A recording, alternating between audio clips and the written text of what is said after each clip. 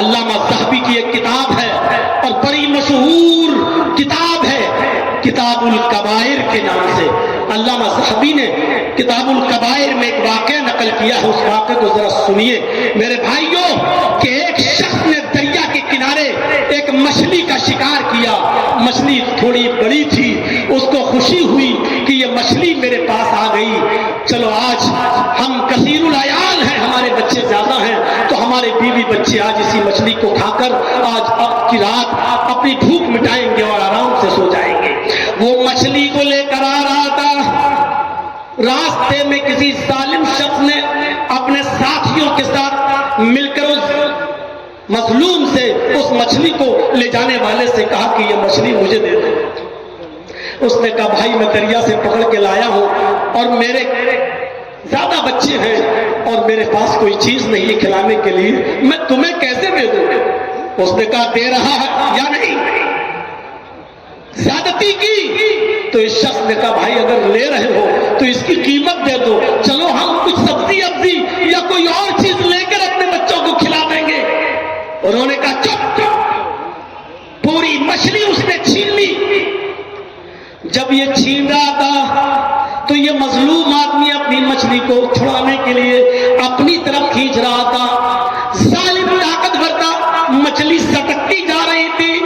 اس مظلوم آدمی نے مچھلی کو بچانے کے لیے اس کا ہاتھ اپنے منہ میں رکھ لیا. اس کا انگوٹھا, مچھلی چھیننے والے کا انگوٹھا اس آدمی کے منہ میں آ گیا جس کی مچھلی تھی. اس نے کاٹا لیکن وہ ظالم شخص زیادہ طاقتور تھا, اس نے مچھلی کو چھین لیا اور اس کے کاٹنے کا بھی اس کے اوپر کوئی فرق نہیں پڑا. یہ مچھلی لے کر چلا گیا. یہ شخص اس کو دیکھتا رہا اور چیختا رہا اللہ کے بندے میری مچھلی مجھے دے دے, میرے پاس اپنی بیوی بچوں کو کھلانے کے لیے اس مچھلی کے علاوہ کوئی چیز نہیں ہے. ایک مچھلی چھینی تھی. کتاب الکبائر میں علامہ ذہبی نے جو نقل کیا سنیے آگے. اے یتیموں, مسکینوں, پڑوسیوں اور اپنے بھائیوں کی زمینوں پر قبضے کرنے والوں, اپنی بہن اور بیٹیوں کا حق مار کر کھا جانے والوں, سنو سنو. یہ چیختا رہا چلاتا رہا اللہ کے بندے مچھلی مجھے دے دے, میرے بیویوں بچوں کے پاس اس کے علاوہ کچھ نہیں ہے. لیکن اس نے ایک نہیں سنی. یہ اس کو دیکھتا رہا اور جب اس کی آنکھوں سے اوجھل ہو گیا تو اس کے منہ سے بددعائیہ جملے نکل گئے. انہی بددعائیہ جملوں کے بارے میں اللہ کے نبی صلی اللہ علیہ وسلم نے فرمایا تھا اتق دعوت المظلوم, مظلوم کی بددعا سے بچو, اس لیے کہ مظلوم جب بددعا دیتا ہے تو اس کی آواز اور اللہ کے عرش کے بیچ میں کوئی پردہ نہیں ہوتا. لیس بینہ و بین اللہ حجاب, اس کے اور اللہ کے درمیان پھر کوئی پردہ نہیں ہوتا. ڈائریکٹ اللہ مظلوم کی آہ کو سنتا ہے, پھر انصاف کرتا ہے. اس کے انصاف میں دیر ضرور ہوتی ہے لیکن اندھیر نہیں ہوتا ہے. اس کی لاٹھی میں آواز نہیں ہوتی ہے اور ظالم اسی دنیا میں اپنا انجام دیکھ لیتا ہے. وہ آدمی وہاں سے چلا گیا, اس کے منہ سے بددعائیہ جملے نکلے. اس ظالم نے اپنے ساتھیوں کے ساتھ مچھلی کھائی, پکایا کھایا اور گلچھرے اڑائے اور سو گیا. رات کو اس کے انگوٹھے میں درد ہوا. کسی طریقے سے اس نے صبح تک اس کو رات کاٹ لی اور صبح اپنے علاقے کے حکیم و طبیب کے پاس گیا. اس نے کہا بھائی یہ انگوٹھا دیکھو میرا. طبیب نے اس انگوٹھے کو دیکھنے کے بعد کہا اس میں تو انفیکشن, زہر پھیل رہا ہے, تمہارا انگوٹھا تو یہ سڑ گیا ہے. اس زمانے میں کوئی اینٹی بائیوٹک ایسی دوائیاں تو چلتی نہیں تھی کہ چلو اس کے زہر کے اثر کو ختم کر دو. اب یہ انگوٹھا تمہارا کاٹا جائے گا. اگر تم نے انگوٹھا نہیں کٹوایا تو یہ زہر تمہارے دھیرے دھیرے پورے ہاتھ میں پھیل جائے گا, پورا ہاتھ کاٹا جائے گا. اس نے اپنے دوستوں سے, لوگوں سے مشورہ کیا اور مشورہ کرنے کے بعد پھر یہ ہوا کہ انگوٹھا ہی دو یہی بہتر ہے۔ پھر اس نے اس طبیب کے پاس جا کر 2-4 دن کے بعد اپنا انگوٹھا کٹوا دیا اور مطمئن ہو گیا کہ انگوٹھا کٹ گیا، چلو اب زہر کا اثر ختم ہو گیا۔ 4-6 مہینے گزرے تھے کہ اب اس کے کٹے ہوئے انگوٹھے کے بعد جو حصہ ہے وہاں اس کا درد شروع ہوا اور درد سے یہ بے حال ہو گیا۔ تو پھر یہ اسی طبیب کے پاس گیا، وہ اس علاقے کا بڑا طبیب مانا جاتا تھا۔ اس طبیب کو اس نے دکھایا، اس نے کہا افسوس تمہارا آپریشن صحیح سے نہیں ہو سکا، کچھ عنصر اس کا باقی رہ گیا تھا، یہ زہر تو تمہارے پورے پنجے تک پہنچ چکا ہے، یہ تمہارا پورا پنجہ کاٹا جائے گا، اگر تم نے پورا پنجہ یہاں تک نہیں کٹوایا پہنچا تو یہ پورا ہاتھ میں زہر پھیل جائے گا اور تمہارا ہاتھ یہاں سے کاٹا جائے گا، بہتر ہے کہ ہاتھ کٹنے سے بہتر ہے کہ پنجہ کٹوا لو۔ اس نے 2-4 دن کے بعد اسی طبیب کے پاس جا کر اپنا پنجہ بھی کٹوا دیا، مطمئن ہو گیا کہ اب میری ہاتھ کٹ گیا، چلو کوئی بات نہیں، اب تو میں صحیح ہو گیا کیونکہ اب زہر کا اثر ختم ہو گیا۔ 6-8 مہینے گزر جانے کے بعد اس کے پنجے کے بعد والے ہاتھ میں پھر درد شروع ہوا، اس نے پھر طبیب کو دکھایا، پتا چلا کہ یہ زہر یہاں تک پھیل گیا، یا کوہنی سے تمہارا ہاتھ کاٹا جائے گا۔ اس نے نہ چاہتے ہوئے بھی ہاتھ کٹوا دیا، لیکن 1 سال گزر جانے کے بعد یہ پھر زہر یہاں تک پھیل گیا، اور جب کاندھا کٹنے کا نمبر آیا تو کاندھا تو کاٹ دیا گیا یہاں سے اس کا، لیکن حکیم نے کہا کہ میری ساری حکمت یہاں کر ناکام ہو جاتی ہے، اب میں کچھ نہیں کر سکتا، تمہارا زہر پھیلتا جا رہا ہے، جبکہ میں اس حصے کو کاٹ دیتا ہوں، تو مجھے پوری کی پوری بات بتاؤ کہ تمہارے اس انگوٹھے میں درد کیسے شروع ہوا، کب سے شروع ہوا، تاکہ میں اس کی اصل جڑ تک پہنچ سکوں۔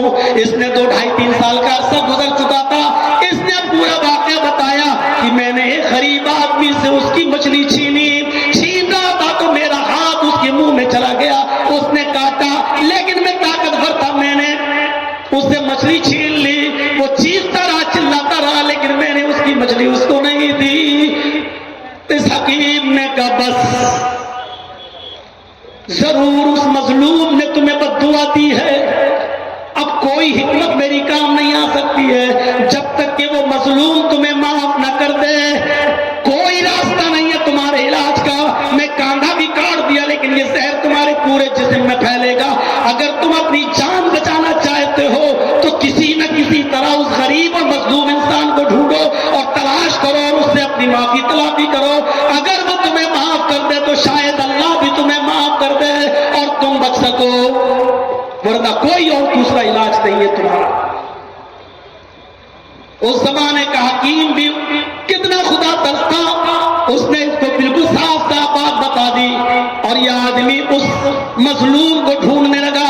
علامہ ذہبی جیسی شخصیت اس واقعے کو نقل کرتی ہے، ڈھونڈتا رہا، تلاش کرتا رہا، 1-2 مہینے تک وہ مظلوم آدمی دکھائی نہیں، وہ غریب آدمی دکھائی نہیں، اور اس کے بعد اچانک 2 مہینے کے بعد اس کو مظلوم آدمی پر نظر پڑتی ہے، تو یہ مظلوم آدمی کے پیروں پہ گر جاتا ہے، ہاتھ جوڑتا ہے، اس نے کہا رے بھائی میں تو غریب آدمی ہوں، تم میرے پیروں پر کیوں گر رہے ہو، اٹھو کیا بات ہے، میں نے تمہیں پہچانا نہیں، تم کون ہو؟ اس آدمی نے کہا میں وہی آدمی ہوں جس نے تیرے ہاتھ سے مچھلی چھینی تھی، یاد ہے جب میں چھین رہا تھا تو میرا اپنے دانتوں میں تم نے میرے انگوٹھے کو رکھ لیا تھا اور کاٹا تھا، لیکن اس کے باوجود بھی میں نے مچھلی چھین لی، تم چیختے رہے چلاتے رہے لیکن میں نے تمہاری ایک بھی نہیں سنی، تمہاری ہر آواز میں ایک ہی جملہ تھا کہ آئے ظالم، میری بیوی اور بچوں کے پاس اس مچھلی کے علاوہ کوئی چیز نہیں ہے، آج کی رات بھوکے سوئیں گے اگر تم نے مچھلی یا مچھلی کی قیمت نہیں دی، لیکن اس کے باوجود مجھے ترس نہیں آیا۔ اس مظلوم کی آنکھوں میں آنسو آ گئے، اس نے کہا اچھا تم وہی ہو؟ ہاں میں نے پہچان لیا، ارے بھائی یہ تمہارا کیا حال ہو گیا ہے، تمہارا ہاتھ کہاں چلا گیا؟ کہا تم نے ضرور کوئی بد دعا دی ہوگی، مجھے اتنا بتا دو کہ جب میں تمہاری آنکھوں سے اوجھل ہو گیا تھا تو تم نے کوئی بد دعا تو نہیں دی تھی مجھے؟ اس مظلوم نے فرمایا کہ ہاں، اب تم نے جب سچ بولنے کے لیے کہا تو میں بول دیتا ہوں کہ ہاں، جب تم میری آنکھوں سے اوجھل ہو گئے اور مجھے امید ہو گئی کہ تم میری مچھلی مجھے واپس نہیں کر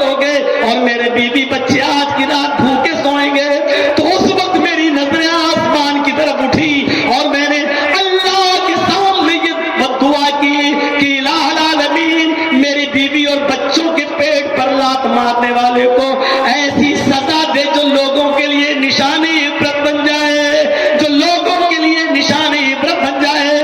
میرے منہ سے یہ بد دعا نکلی تھی، میں نے یہ بد دعا نہیں کی تھی کہ تیرا ہاتھ کٹ جائے، پیر کٹ جائے، میں نے یہ کہا تھا اللہ ایسے ظالم کو وہ سزا دے جو لوگوں کے لیے نشان عبرت بن جائے۔ مجھے کیا معلوم تھا کہ میری بد دعا قبول ہو جائے گی اور تیرا یہ حال ہوگا۔ فرمایا آئے مظلوم شخص میرے بھائی، اگر آج تم نے مجھے معاف نہ کیا تو یہ زہر میرے پورے بدن میں پھیل جائے گا اور میں مر جاؤں گا۔ جس طرح تمہارے بیوی بچے اسی طرح میرے بھی بیوی بچے ہیں، اللہ کے لیے مجھے معاف کر دے۔ اس غریب انسان نے، اس مظلوم نے کہا جاؤ اللہ کے لیے میں تمہیں معاف کر رہا ہوں، میرا تم سے کوئی معاملہ نہیں، ویسے تم بڑی سزا پا چکے ہو، مجھے یہ امید بھی نہیں تھی، لیکن مجھے کیا معلوم کہ وہ قبولیت کی گھڑی تھی اور اللہ میری دعا ایسے وقت میں سن لے گا۔ جاؤ میرے بھائی، میں نے تمہیں دل سے معاف کر دیا، میں نے تمہیں دل سے معاف کر دیا۔